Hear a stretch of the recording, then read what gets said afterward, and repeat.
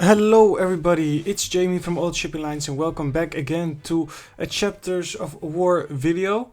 Today we're gonna talk about the battle of the pocket ship, the Admiral Graf Spee versus the HMS Exeter. And we're gonna focus more on the Admiral Spee in this video. So otherwise the video will be too long, but of course the Exeter will also have a little bit time to shine. So with that out of the way, guys, let's begin. So of course first we're gonna start with her design.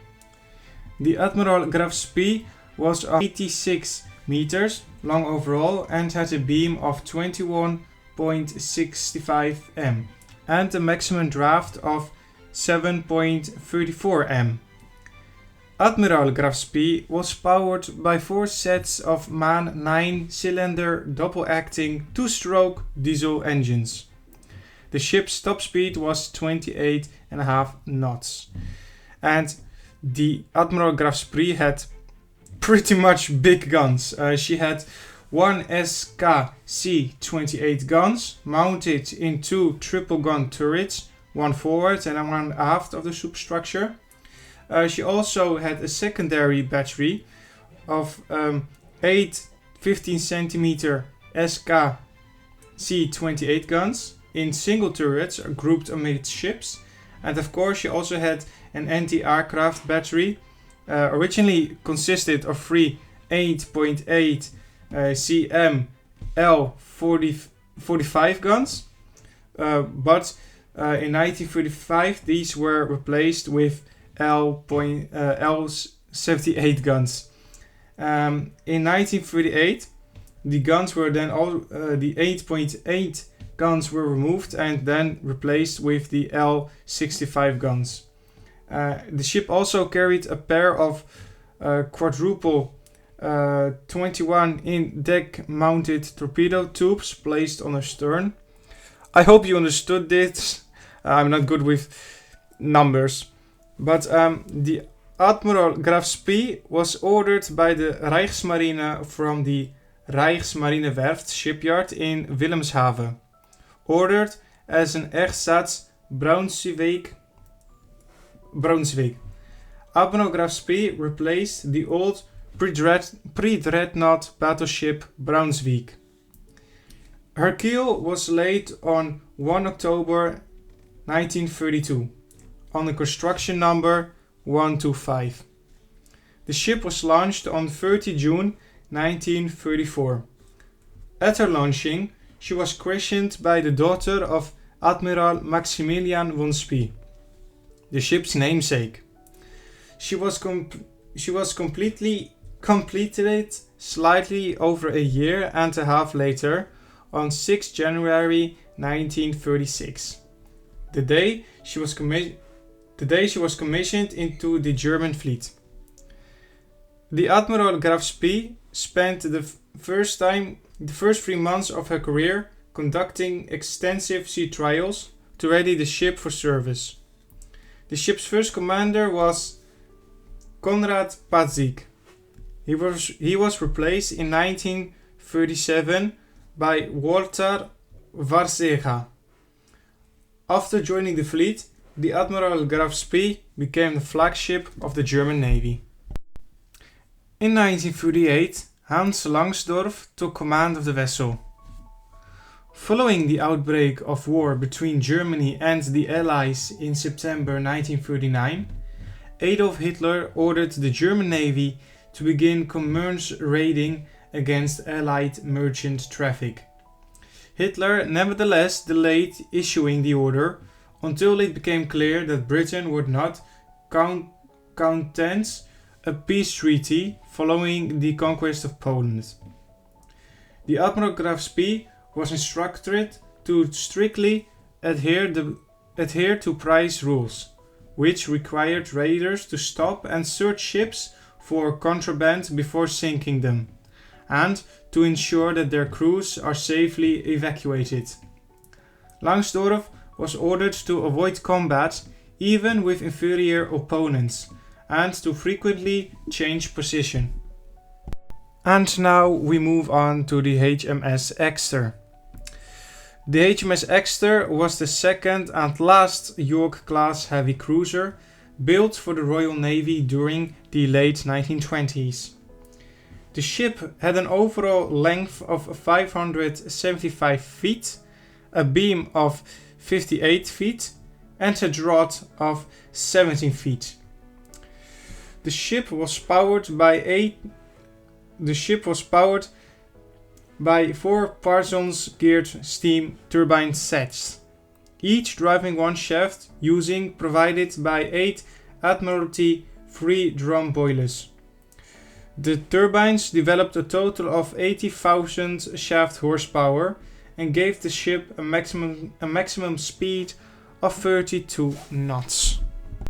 Now the Exeter of course had some guns, guns to fire at the ships, but she also had an anti-aircraft gun in single mounts amidships and a pair of 2-pounder light AA guns or pom-poms in single mounts.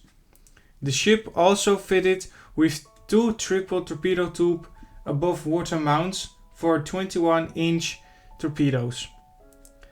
Exeter, the 4th ship of her name to serve in the Royal Navy, was laid down on 1 August 1928 and launched on 18 July 1929 and completed on 27 July 1931.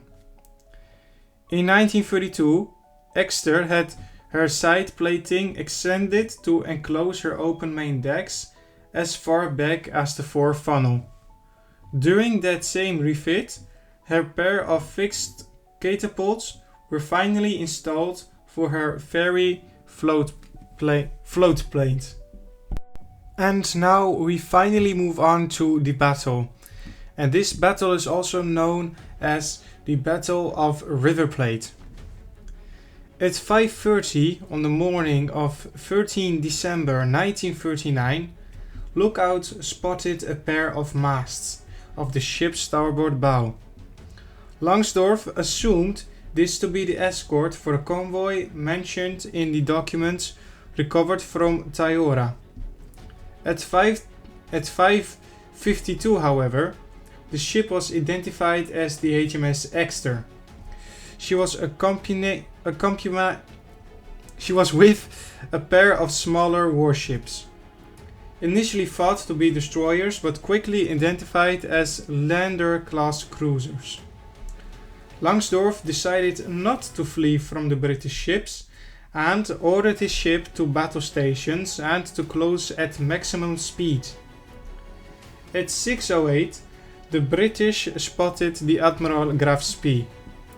Hartwood divided his ships to split the gunfire of Admiral Graf Spee's 20 cm guns. The German ship opened fire with her main battery at Exeter and her secondary guns at the flagship Ajax at 6:17. At 6:20, Exeter returned fire, followed by Ajax at 6:21 and Achilles at 6:24. In the span of 30 minutes, Admiral Graf Spee had hit Exeter 3 times, disabling her 2 forward turrets and destroying her bridge and her aircraft catapult, and starting major fires. Ajax and Achilles moved closer to Admiral Graf Spee to relieve the pressure on Exeter. Langsdorff thought the 2 light cruisers were making a torpedo attack and turned away under a smokescreen. The despite allowed Exeter to withdraw from the action. By now, only 1 of her gun turrets was still in action, and she had suffered 61 dead and 23 wounded crew. At 7, Exeter returned to the engagement, firing from her stern turret. Admiral Graf Spee fired on her again and scored more hits, and forced Exeter to withdraw again, this time with a list port. At 7:25, Admiral Graf Spee scored a hit on Ajax that disabled her aft turrets. both sides broke off the action.